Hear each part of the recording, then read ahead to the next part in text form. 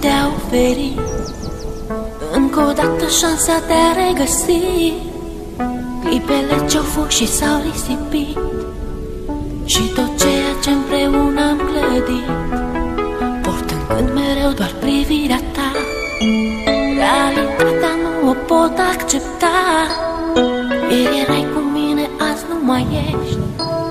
Ce s-au scris cândva au fost doar povești. Tu spuneai mereu trăiește-ți clipa, viața însă n-a putut ierta.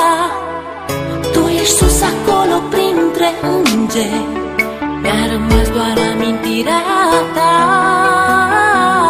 Vei rămâne în gândul meu, la bine și la greu. Iar tot ceea ce-am făcut împreună ne va lega mereu.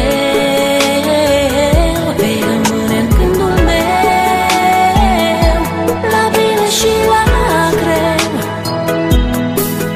Iar tot ceea ce-am făcut împreună ne va lega mereu.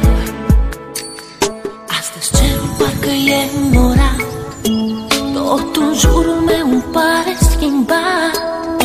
Uneori viața e de neînțeles, ea nu iartă, iar tu nu ai de ales. Este ultimul dor unde te-am pierdut, amintirea se așteaptă în trecut. El erai un suflet nevinovat, astăzi îngerii din cer mi te-au luat. Parcă ieri trăiam speranțe și vise, parcă ieri aveam tot ce ne-am dorit. Tu spuneai că viața merge înainte, mă întreb oare chiar s-a sfârșit. Vei rămâne în gândul meu, la bine și la greu.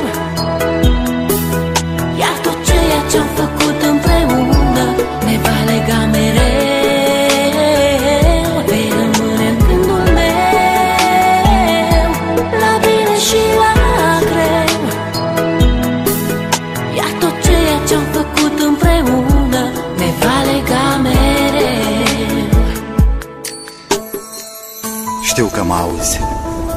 Este poate ultima oară când te privesc în ochi, ultima oară când îți văd chipul, ultima oară când îți vorbesc. Lacrimile nu-ți pot șterge amintirea.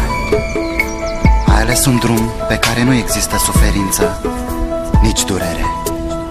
Mi-e greu să accept, însă, independent de noi, viața merge înainte. Parcă ieri trăiam speranțe și vise, parcă ieri aveam tot ce ne-am dorit. Tu spuneai că viața merge înainte, mă întreb oare chiar s-a sfârșit. Vei rămâne în gândul meu, la bine și la greu. Iar tot ceea ce-am făcut